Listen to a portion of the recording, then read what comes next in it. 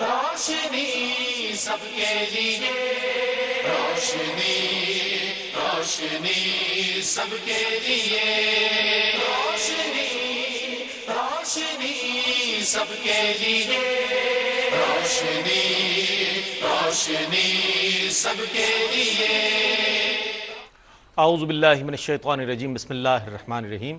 ناظرین گرامی السلام علیکم، میں ہوں آپ کا میزبان محمد رئیس احمد اور آپ دیکھ رہے ہیں پروگرام روشنی سب کے لیے۔ اس پروگرام کے ساتھ ہم حاضر ہوتے ہیں، مختلف موضوعات کو پروگرام کا حصہ بناتے ہیں، علماء دین، مفتیان دین اور اسکالرز حضرات کو مدعو کرتے ہیں، ان کی خدمت میں سوالات پیش کرتے ہیں اور وہ جوابات آپ تک اور ہم تک پہنچاتے ہیں۔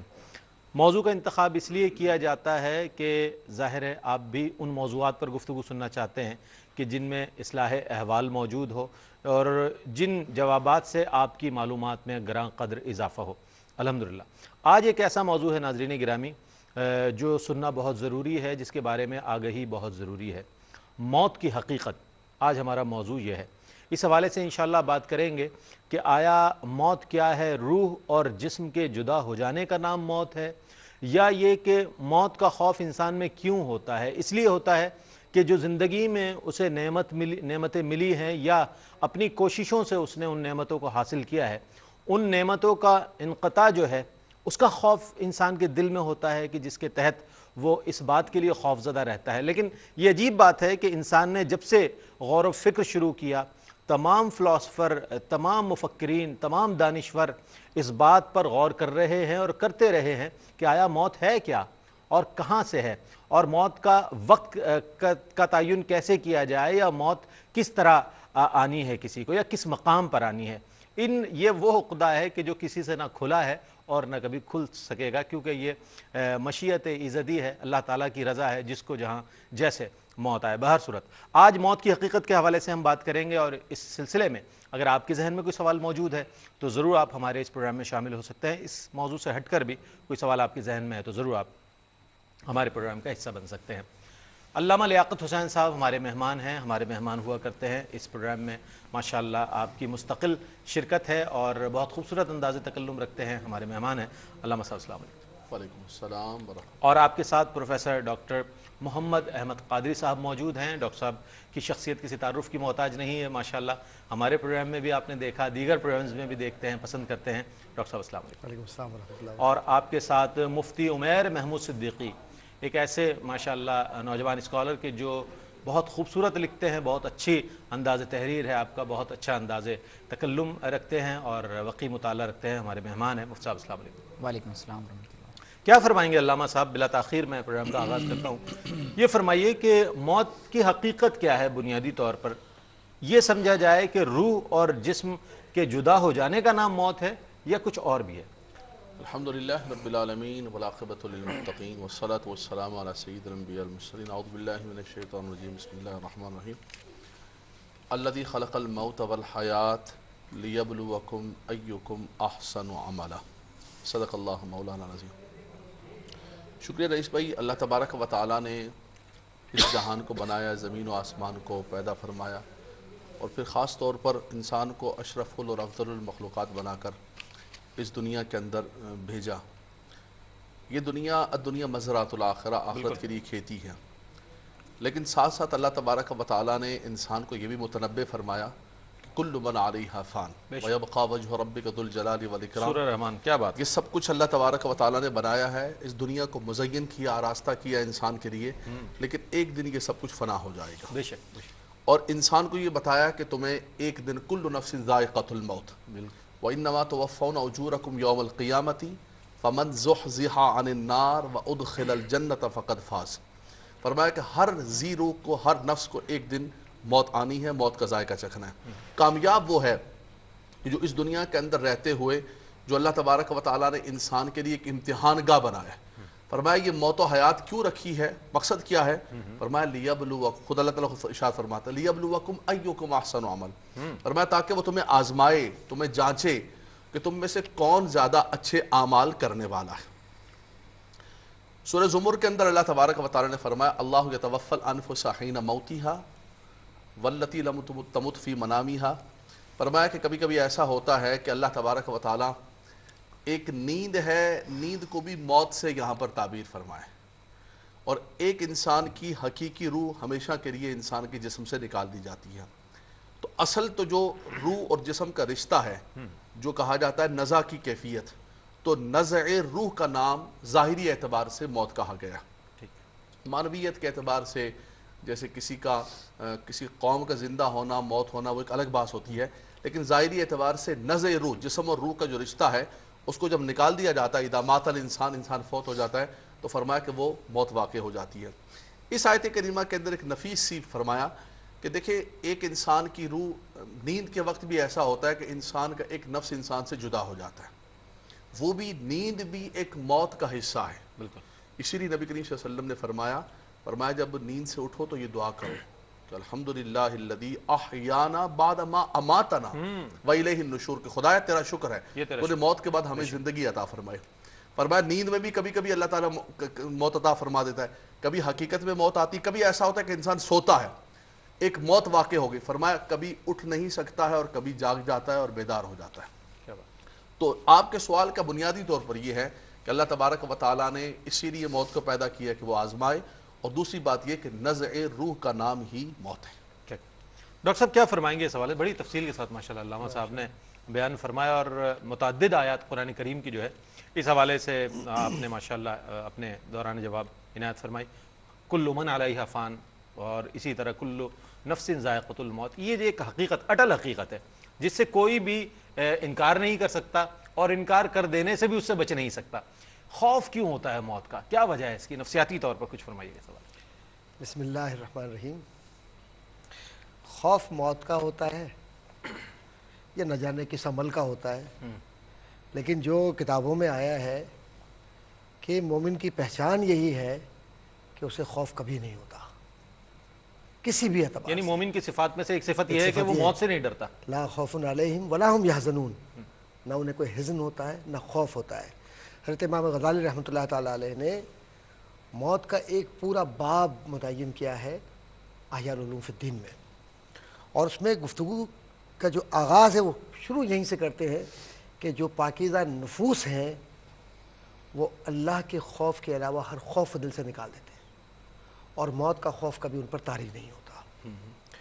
دوسری جو اہم ترین بات ہے وہ یہ کہ چونکہ آپ نے ایک نفسیاتی مسئلے کی بات کی ہے، تو نفسیاتی مسئلہ ہمارے معاشرے کا یہ ہے کہ ہم واقعی موت سے بہت ڈرنے لگے ہیں کیونکہ ہم موت کو یاد نہیں کرتے۔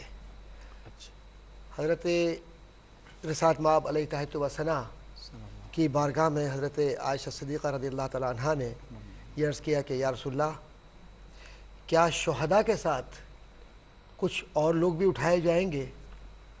حضور کریم صلی اللہ علیہ وسلم نے فرمایا کہ ہاں، شہداء کے ساتھ وہ لوگ اٹھائے جائیں گے جو موت کو رات اور دن میں کم از کم 20 بار یاد کرتے ہوں، گویا ان کا مرتبہ شہداء کے ساتھ اٹھائے جانے والوں میں ہوگا۔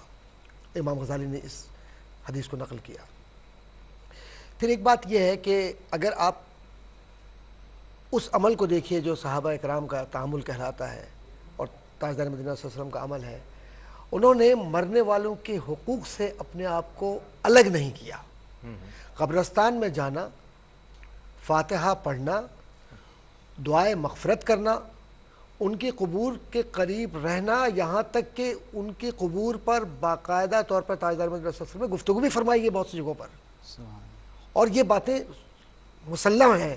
بالکل، ہماری عقل تسلیم کرے یا نہ کرے، کیا ہم بہت ساری روایات کو کہ جس میں روحوں کا تذکرہ ہے، قبور کا تذکرہ ہے اور معاملات کا ہے، اس کو نظر انداز کر سکتے ہیں؟ چونکہ وقت کم ہے، اور اس میں صرف ایک بات میں عرض کرنا چاہوں گا کہ وہ یہ کہ ہم نے مرنے والوں سے رشتے توڑ لیے۔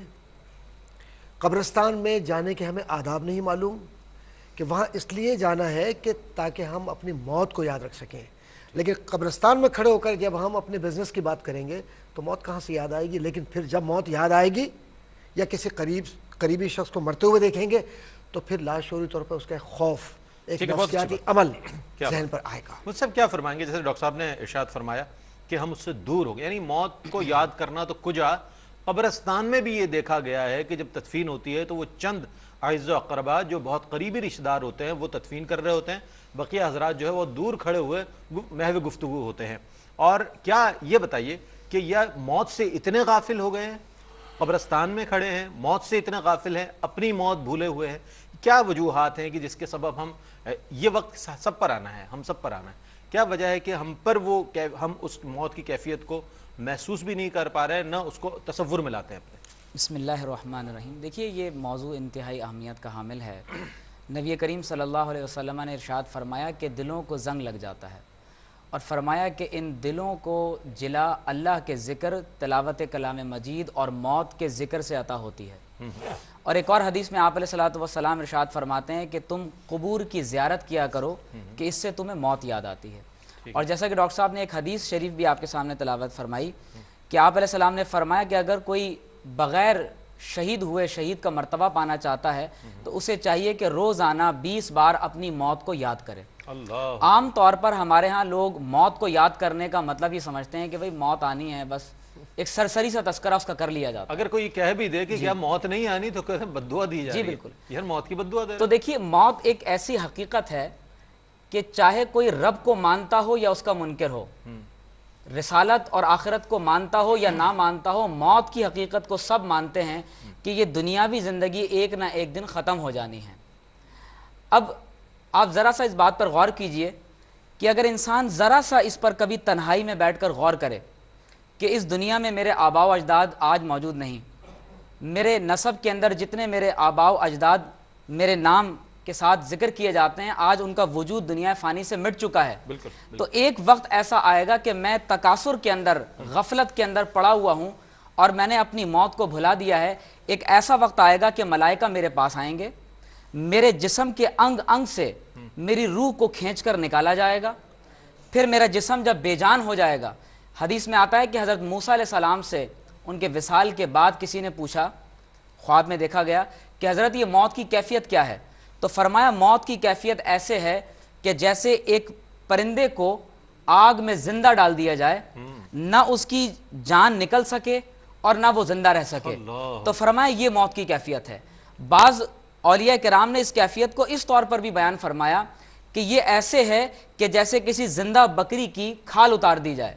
تو جب اس کیفیت کو انسان اپنے اوپر طاری کرتا ہے کہ اس طرح سے میری روح جسم سے نکالی جائے گی اور جوڑوں کے اندر اس کو روکا جائے گا، اور اگر میرے اعمال نیک نہ ہوئے تو مجھے باقاعدہ اس پر عذاب دیا جائے گا، اور پھر مجھے اللہ کی بارگاہ میں پیش کیا جائے گا، اور موت کے اندر ہی حدیث میں آتا ہے کہ اگر انسان سے زندگی میں جو گناہ ہوئے ہیں اس نے توبہ نہیں کی تو اللہ تعالیٰ موت کی سختی کے اندر اس کو پورا فرما دیتا ہے۔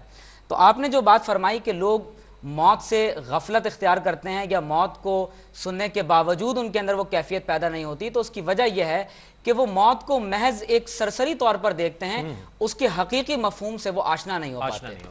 اچھا کیا فرمائیں گے علامہ صاحب اس حوالے سے کہ صالحین کی ہم تاریخ پڑھ لیں، اہل اللہ کی تاریخ پڑھ لیں، جتنے اللہ کے نیک بندے اس دنیا سے گزرے ہیں، ان سب کے سامنے جب موت کا ذکر ہوتا تھا تو اشکبار ہو جایا کرتے تھے، وہ خود موت کا بیان فرماتے تھے تو اشکبار ہو جایا کرتے تھے۔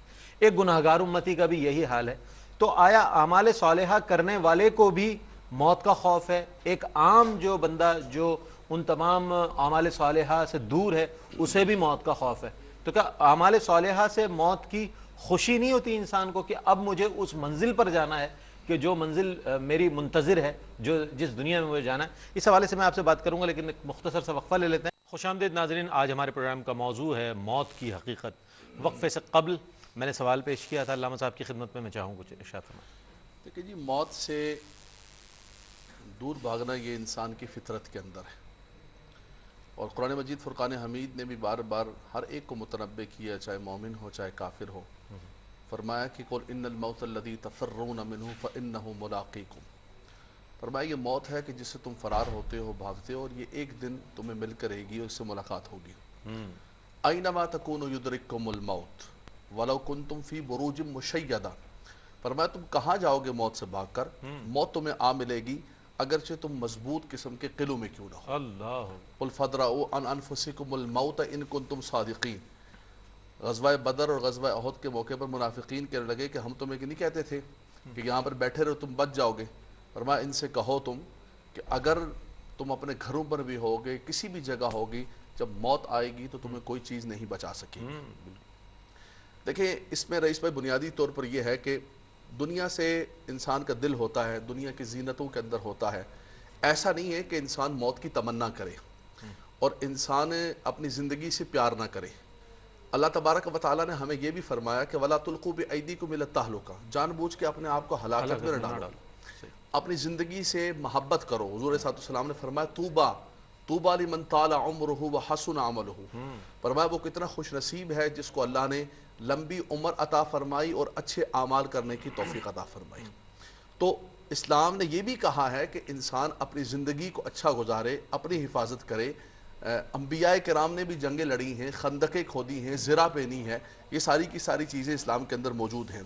لیکن اس کے ساتھ ساتھ انسان اس بات کو، اس حقیقت کو اپنے ذہن کے اندر رکھے کہ ایک نہ ایک دن اللہ کی بارگاہ کے اندر جانا ہے۔ بالکل نبی کریم صلی اللہ علیہ وسلم کی ایک مبارک حدیث حضور صلی اللہ علیہ وسلم نے فرمایا کہ من احب لقاء اللہ فاحب اللہ لقاءہ ومن کرہ لقاء اللہ کرہ اللہ لقاءہ، جو شخص اللہ تبارک و تعالیٰ کی بارگاہ اور ملاقات سے کو ناپسند کرتا ہے تو اللہ بھی ناپسند کرتا ہے، اور جو پسند کرتا ہے کہ مجھے میرے رب سے ملاقات ہوگی، میں اپنے رب کی بارگاہ کے اندر جاؤں گا، اس اعتبار سے تو فرمایا کہ اللہ تعالیٰ بھی اس سے ملاقات کرنا پسند کرتا ہے۔ لیکن اس کے لیے وہ تیاری جو دنیا میں کرنی ہے۔ تو راوی حدیث نے کہا کہ عرض کی یا رسول اللہ صلی اللہ علیہ وسلم، ہم میں تو ہر ایک فطری اعتبار سے موت کو پسند نہیں کرتا ہے، ہم میں سے ہر شخص یہ چاہتا ہے کہ موت نہ آئے۔ حضور صلی اللہ علیہ وسلم نے فرمایا وَهُوَ كَذَلِكَ، یہ صحیح بات ہے، لیکن وَلَكِنَّ الْمُؤْمِنَ إِذَا بُشِّرَ بِرَحْمَةٍ مِّنْهُ وَرِضْوَانِهِ وَجَنَّةٍ، فرمایا جب مومن کے سامنے جنت کا تذکرہ ہوتا ہے، اللہ کی ملاقات کا تذکرہ، اللہ کے دیدار کا، اس کے رضوان کا تذکرہ ہوتا ہے، تو فرمایا پھر مومن کا دل اللہ کی طرف جانے کا کرتا ہے۔ فرمایا کہ یہی وہ چیز ہے جو مومن اور کافر کے اندر فرق ہے، کہ مومن کے لیے یہ دنیا جو ہے وہ قید خانہ ہے، مومن یہاں پر رہتا ہے، اس دنیا کو برتتا ہے، لیکن یہاں سمجھتا ہے کہ یہ میری حقیقی منزل نہیں، منزل وہی ہے کہ مجھے اپنے رب کی بارگاہ کے اندر جانا۔ کیا کہنا ہے؟ اب یہ کہتے ہیں کہ موت آئی تو مر جائیں گے، مر کے بھی چین نہ پایا تو کدھر جائیں گے؟ شاعر نے تو کچھ اس انداز میں کہا۔ ڈاکٹر صاحب کیا فرمائیں گے کہ جس طرح مسلمانوں میں یہ تصور ہے موت کا، اور بے شمار ماشاءاللہ متعدد آیات قرآن کریم کی ڈاکٹر صاحب نے بھی، علامہ صاحب نے بھی، اور آپ نے احادیث مبارکہ اور مفتی صاحب نے بھی ارشاد فرمائی، دیگر مذاہب میں موت کا کیا تصور ہے؟ اور اگر موت کا تصور جیسا کہ ہے تو پھر کیا اس کا خوف بھی ویسا ہی ہے جیسا کہ ایک انسان کو ہوتا ہے، یا دیگر انداز میں اس کو دیکھا جاتا ہے؟ بھائی صاحب بات یہ ہے کہ موت کا خوف انسان کو ہوتا ہے، اور انسان ہر مذہب میں یا ہر دین میں ہوتا ہے، ٹھیک ہے؟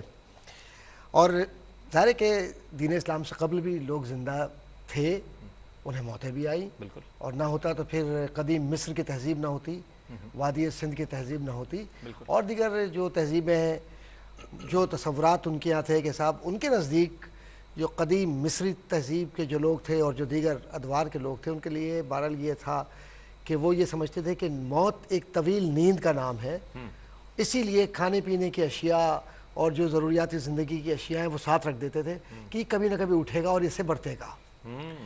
پھر اس کے بعد کچھ وقت گزرنے کے ساتھ ساتھ جو تبدیلیاں آئی ہیں، اس میں ایک بحث چلی کہ صاحب حیات بعد الممات، ظاہر کے دین کے اندر ہمارے یہاں تو بے شک حشر کا معاملات ہیں، سوال جواب، سارے معاملات ہیں، لیکن جو دیگر ادیان ہیں یا دیگر مذاہب ہیں ان میں بھی یہ تصور ہے ماں سوائے بدھ مت کے، ان کے یہاں حیات بعد الممات کا تصور نہیں ہے۔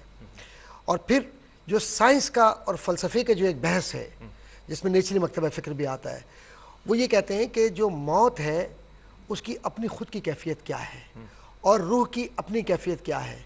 اچھا، جوہر اور مادے کی جو بحث ہے اگر میں اس میں جاؤں گا تو پھر وہ بہت بات ذرا سی مشکل بھی ہوگی، اور ہمارے بہن بھائیوں کو آسانی کے ساتھ یہ سمجھ میں یوں آنا چاہیے کہ جو جدید سائنسداں ہیں یا جو جدید مائنڈ سیٹ کے لوگ ہیں، جو کہتے ہیں مائنڈ سائنس کے لوگ ہیں، یا جدید مائنڈ پہ کام کرنے والے لوگ ہیں، یا اپلائیڈ سائیکالوجی اور سائیکالوجی کی جو خاص طور پر جو موت کی اقسام کے اوپر کام کرنے والے لوگ ہیں، وہ جو اسپیشلسٹ ہیں وہ کہتے ہیں کہ موت اصل میں ایک ایسی مشین کا نام ہے، جو جسم ہماری مشین ہے، اور اس مشین کو جب ہم تیز چلاتے ہیں تو اس میں سے جو بھاپ باہر نکلتی ہے یا اس میں جو روشنی اندر آتی ہے وہ اصل میں روح ہے، اور جب یہ بھاپ نکل جائے تو موت ہو جاتی ہے، اور یہ آ جائے، حرارت آ جائے تو زندگی آ جاتی ہے۔ یہ بہرحال ایک فلسفیانہ بحث ہے، لیکن قل الروح من امر ربی کہہ کر اللہ تبارک و تعالیٰ نے معاملات کو حل فرما دیا۔ اور پھر دوسری بات یہ ہے کہ جو موت کا تصور اور جو موت کی پاکیزگی کا عنصر ہے کہ کیسے پاکیزہ جانا ہے، تو حضور کریم صلی اللہ علیہ وسلم تو علامات بیان فرمائی ہیں کہ پیشانی کا ٹھنڈا ہونا، ہونٹ کا خشک ہونا، پھر تاجدار مدینہ صلی اللہ علیہ وسلم نے جو دعائیں بتلائیں اس میں خاص طور پہ یہ دعا کہ اے اللہ تو انگلیوں سے پٹھوں سے جان کو کھینچتا ہے، تو موت کی تکلیف کو آسان فرما، یہ تو دعا ہے تاجدار مدینہ صلی اللہ علیہ وسلم کی۔ پھر اس کے بعد حضور کریم صلی اللہ علیہ وسلم کی بارگاہ میں جو فلسفہ موت کو صحابہ کرام نے بار بار پوچھا، تو آسان الفاظ میں یہ ہے کہ متقی جو لوگ ہوتے ہیں ان کی موت ایسی ہوتی ہے گویا وہ سوئے اور چلے گئے۔ اب بعض لوگ ایسے بھی ہیں جو ذہن کے اعتبار سے شرارتی ہوتے ہیں، اور میں اس شرارت کا اظہار کرنا چاہتا ہوں کیونکہ تھوڑا سا یہ ضروری ہے۔ کہتے ہیں کہ بھائی انبیاء تو ظاہر ہے کہ اتنی تکلیفیں اٹھا چکے، تو پھر یہ موت کے وقت میں انبیاء کو اور خاص طور پر نبی کریم صلی اللہ علیہ وسلم کو جو سکرات میں تکلیف تھی اور پھر بار بار وہ پیالے سے پانی لینا اور پیشانی پر لگانا، اصل بات یہ ہے کہ یہ کم عقلی کا سوال ہے، یہ نادانی کا سوال ہے، اور جان بوجھ کر اگر ہے تو یہ توہین ہے۔ حضور کریم صلی اللہ علیہ وسلم پوری امت کے گناہوں کو بخشوا رہے تھے، اور جتنی تکلیف سرکار نے اٹھائی وہ ہمارے لیے اٹھائی ہے۔ ورنہ تاجدار مدینہ اور تکلیف جس کے لیے اللہ تعالیٰ زمین و آسمان کو پیدا فرمائے اور جو کن فیکون کا منبع و ماخذ اور وجہ ہو، کیا بات ہے ڈاکٹر صاحب، کیا اس لیے ایسے جو شرارتی جو تصورات ذہن میں آتے ہیں نا، لاحول پڑھ کر اس سے دور ہو جائے اور حضور کی نالین سے نسبت رکھیں تاکہ یہ وسوسے نہ آئے، ورنہ موت کے وقت میں اگر معاملہ ایسا ہو گیا نا تو معاملہ خراب ہو جائے گا۔ کیونکہ نبی کریم علیہ السلام کی ذات تو ہمارے لیے ایک عملی نمونہ ہے، پوری آپ کی سیرت مبارک۔ کیا فرمائیں گے؟ موت تو ایک پل ہے مفتی صاحب، موت کو سمجھے ہیں غافل اختتام زندگی ہے، یہ شام زندگی صبح دوام زندگی۔ کیا فرمائیں گے اس حوالے سے کہ موت تو ایک پل ہے اور اس پل سے گزرنے کے بعد جو ہے وہ رب سے ملاقات کا ایک معاملہ ہے، کیا فرمائیں گے اس حوالے سے؟ دیکھیے ہمارے ہاں صوفیہ نے یہ بات فرمائی ہے کہ الموت جسر یوصل الحبیب الی الحبیب، موت ایک پل ہے جو حبیب کو حبیب سے ملا دیتا ہے۔ اور ایک حدیث میں رسول اللہ صلی اللہ علیہ وسلم نے ارشاد فرمایا کہ الموت تحفۃ المؤمن، موت جو ہے وہ مومن کا تحفہ ہے۔ نبی کریم صلی اللہ علیہ وسلم سے ایک مرتبہ ایک صحابی نے عرض کی کہ یا رسول اللہ صلی اللہ علیہ وسلم مجھے موت اچھی نہیں لگتی، تو آپ صلی اللہ علیہ وسلم نے فرمایا کہ تمہارے پاس کتنا مال ہے؟ تو اس صحابی نے اپنے مال کی تفصیلات بتائیں، تو آپ صلی اللہ علیہ وسلم نے فرمایا کہ یہ مال اللہ کی راہ میں خرچ کر دو اور اسے آخرت کے لیے جمع کرا دو، مومن کا مال جہاں ہوتا ہے اس کا دل وہیں لگتا ہے۔ قرآن حکیم میں اللہ رب العزت نے ایک مقام پر بہت خوبصورت بات ارشاد فرمائی، اللہ فرماتا ہے کہ فمن کان یرجو لقاء ربہ فلیعمل عملا صالحا ولا یشرک لعبادت ربہ احدا۔ اللہ نے فرمایا کہ جو مجھ سے ملاقات کی امید رکھتا ہے اسے چاہیے کہ وہ اعمال صالحہ کرے۔ دیکھیے ڈاکٹر صاحب نے مختلف مذاہب اور فلاسفہ کے حوالے سے موت کے تصور کے بارے میں بات کی۔ موت جو ہے اس کا تعلق کہ انسان کے جسم سے ایک روح نکل جائے، کیا چیز ہے جو انسان کے جسم سے خارج ہو گئی اور انسان پر موت کی کیفیت طاری ہو گئی، اس کا بظاہر تعلق سائنس کے ساتھ نہیں ہے، کیونکہ یہ چیزیں آبزرویشن یا ایکسپیرینس کے اندر تو نہیں آ سکتی۔ جو آدمی مرا ہے وہی بہتر جانتا ہے کہ میرے اوپر کیا کیفیت گزری ہے۔ تو وہ لوگ جو روح کے ہی منکر ہیں تو وہ کیا جانیں کہ روح جسم سے کس طرح سے نکلتی ہے اور وہ کیا کیفیت ہوتی ہے۔ تو لہٰذا موت کی کیفیت کا صحیح جواب صرف اور صرف ریلیجن ہی دے سکتا ہے، اور what is death and what is beyond death، موت کے بعد کیا ہونے والا ہے۔ اس لیے شاہ ولی اللہ محدث دہلوی فرماتے ہیں کہ قرآن کے 5 علوم ہیں اور ان میں سے ایک علم یہ ہے کہ علم التذکیر بالموت وما بعد الموت، موت کیا ہے اور موت کے بعد کیا ہونے والا ہے۔ تو لہٰذا اسلام کے اندر نہ ٹرانس مائگریشن کا تصور ہے، نہ اسلام کے اندر ٹاور آف سائلنس کا تصور ہے۔ اسلام کے اندر موت سے مراد یہ ہے کہ انسان ایک دار سے دوسرے دار کی طرف، دوسرے نظام کی طرف منتقل ہوتا ہے۔ موت سے انسان فنا نہیں ہو جاتا بلکہ اس کو اپنے رب کے سامنے اعمال کا حساب و کتاب دینے کے لیے کھڑا ہونا پڑتا ہے۔ لیکن بعض اللہ کے نیک بندے ایسے ہوتے ہیں کہ جو اللہ تبارک و تعالیٰ سے ملاقات کی خواہش رکھتے ہیں، تو ان کے لیے گویا کہ یہ موت اللہ سے ملاقات کا سبب بنتی ہے۔ لیکن ہم موت کو اس لیے پسند نہیں کرتے کہ ہمیں معلوم ہے کہ ہمارا انجام اچھا نہیں ہے، ہمارے اعمال درست نہیں ہیں، تو نیک اعمال نہ ہونے کی وجہ سے ہم موت کو ناپسند کرتے ہیں۔ اچھا، ناپسند کرنا بھی اس میں معنی نہیں رکھتا، جی جی، اس کے باوجود بھی موت تو آنی ہے۔ جی موت تو آنی ہے، پسند اور ناپسند میں اس میں آپشن نہیں ہے ہمارے پاس۔ کیا فرمائیں گے علامہ صاحب اس حوالے سے؟ فرمائیے گا کہ موت کا وقت تو متعین ہے، بالکل، لیکن اس کو ہم سے پوشیدہ رکھا گیا ہے، اس میں کیا حکمتیں ہیں؟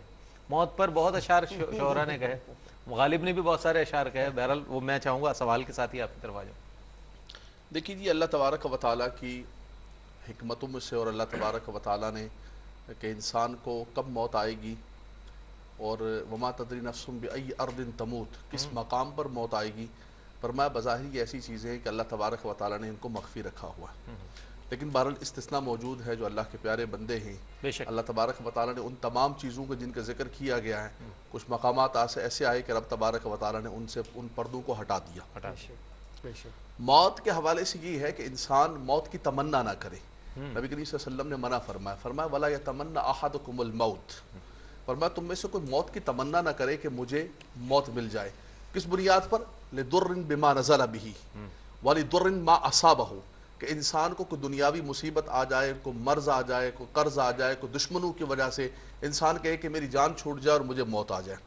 ہاں، اگر جیسے میں ذکر کر رہا تھا کہ اللہ کے لقاء کے لیے وہ جو وہ تو کیفیت ہی الگ ہے، وہ تو کیفیت الگ ہے۔ دیکھیں وہ تو ہمارے دین کی بنیاد ہے، ہاں وہ تو بنیاد، ہمارے دین کی اساس ہے۔ فرمایا کہ الذین یظنون انہم ملاقو ربہم، فرمایا جو اللہ کے بندے ہیں، یہاں ظن بمعنی یوقنون کی ہے کہ انہیں اس بات کا یقین کامل ہے کہ ایک دن رب سے ملاقات کرنی، اور اس ملاقات کے حوالے سے تو فرمایا کہ وہ تو ایک سب سے بڑا انعام اللہ تبارک و تعالیٰ کا بندوں کی طرف یہ ہوگا، وجوہ یومئذ ناظرۃ الی ربہا ناظرہ، فرمایا وہ دن ہوگا کہ چہرے چمک رہے ہوں گے، اور فرمایا چہروں پر تر و تازگی ہوگی، اللہ، اور وہ اپنے رب کی زیارت کر رہے ہوں گے، دیدار کر رہے ہوں گے۔ تو اگر یہ تصور ہو تو پھر تو انسان موت، جیسے انبیاء کرام نے بھی دعا فرمایا، نبی کریم صلی اللہ علیہ وسلم کی حدیث ہے، حضور فرماتے ہیں کہ میری اللہ کی بارگاہ کے اندر یہ تمنا ہے، آرزو ہے کہ اقتل فی سبیل اللہ ثم احیا ثم اقتل ثم احیا ثم اقتل ثم احیا ثم اقتل، کہ مجھے بار بار زندگی ملے، پھر شہید کیا جاؤں،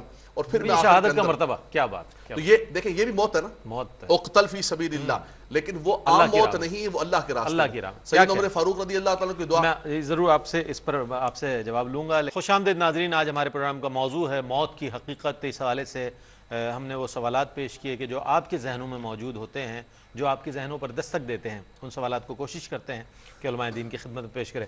حضرت سیدنا عمر فاروق رضی اللہ تعالیٰ عنہ کی وہ دعا، مومن کی زندگی کے اندر اور کافر کی زندگی میں یہی فرق ہے۔ کفار کے حوالے سے جیسے مختلف تہذیبوں کا ذکر کیا گیا، تو بہت سارے لوگ وہ جو اللہ تبارک و تعالیٰ کی ذات پر ایمان نہیں رکھتے، وہ کہتے ہیں کہ نہیں ہمیں کوئی بھی مارنے والا نہیں، وما یہلکنا الا الدہر، یہ مرور زمانہ ہے، گردش زمانہ ہے، جس کی وجہ سے ہم مر جاتے ہیں، ختم ہو جاتے ہیں، کوئی مارنے والا یا پیدا کرنے والا نہیں۔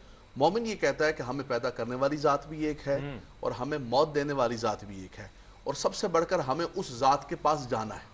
تو جب یہ تصور، یہ لقاء کا تصور اور اللہ تبارک و تعالیٰ کی بارگاہ کے اندر جانے کا تصور ہے، اس کے اندر دونوں چیزیں ہوتی ہیں، اس کے اندر خوف بھی ہوتا ہے، وَأَمَّا مَنْ خَافَ مَقَامَ رَبِّهِ وَنَهَى النَّفْسَ عَنِ الْهَوَىٰ، کیا بات، انسان دنیا کے اندر گناہوں سے محفوظ رہتا ہے، یہ بنیادی تصور ہی انسان کو بچاتا ہے کہ مجھے ایک دن جا کر جواب دینا ہے، اور یہ تصور انسان کی خوشی کا بھی باعث بنتا ہے کہ میرے رب سے میری لقاء ہوگی۔ اور اسی پر میں عرض کر رہا تھا کہ حضور نے بھی فرمایا کہ مجھے اس صورت میں موت آئے، اور سیدنا عمر فاروق کی حدیث پاک جو بخاری کی حدیث پاک کے اندر کہ اللہم ارزقنی شہادتا فی سبیلک وجعل موتی فی بلد رسولک صلی اللہ علیہ وسلم، یا اللہ تم موت دینا، موت تو آنی ہے لیکن تو شہادت کی موت عطا فرمانا، اور بلد رسول و اور یہ حبیب کے دعا اندر قبول موت۔ بھی ہوئی بارگاہ الہی اللہ میں۔ تعالیٰ نے ان کی دونوں دعاؤں کو قبول و منظور فرمایا۔ زندگی بھی اللہ کی نعمت ہے، زندگی کی قدر کریں۔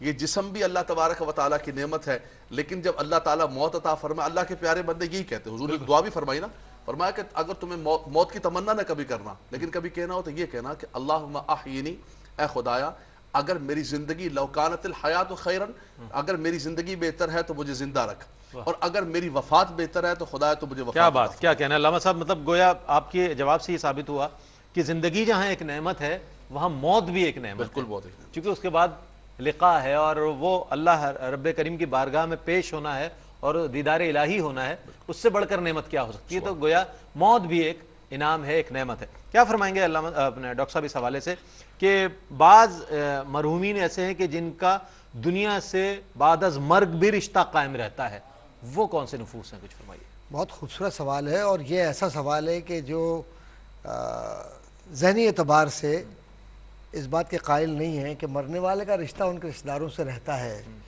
اور وہ سائنس آف ڈریمز یا جو کہنا چاہیے کہ ख्वाबों की दुनिया है उसके भी कायल नहीं है।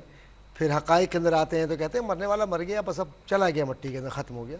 लेकिन जब उनके घर में खुदा न ख्वास्ता मौत हो जाए और माँ और बाप में से किसी की या बहन या भाई की और नागहानी मौत हो जाए, तो फिर उनका अटैचमेंट देखने वाला होता है। वो सारे जो शऊरी एतबार से सवालात हैं वो एक तरफ रह जाते हैं, और फिर उसके बाद वो ताजदार मदीना सल्लल्लाहु अलैहि वसल्लम के फ़रामीन को वाकई मानने लगते हैं। और मेरी ऑब्जर्वेशन है, मैंने देखा करीब से लोगों को कि बाज़ ऐसे लोग जो मुनकिर थे इस एतबार से कि साहब ये जो चले गए अब इसके बाद अब इनका कोई रिश्ता नहीं है, ताल्लुक़ नहीं है।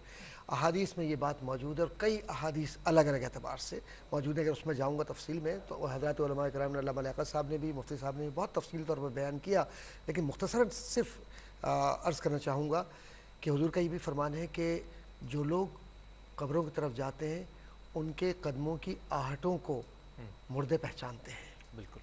फिर दूसरा कि जो लोग दुआ करते हैं मुर्दे उसके जवाब में दुआ देते हैं।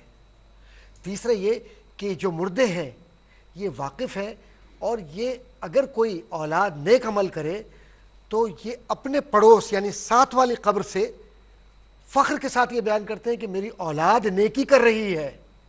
और अगर औलाद कोई ऐसा अमल करे कि जिससे मुर्दे को तकलीफ़ हो तो वो शर्मिंदा होते हैं अपने पड़ोस वालों से भी। और इसी तरह से बात हदीस में भी है और वाक़यात भी है कि एक साहबजादे थे, वो जाते थे अपने वालिद की कब्र पर। इब्न क़य्यिम ने किताब रूह में इसको नकल किया।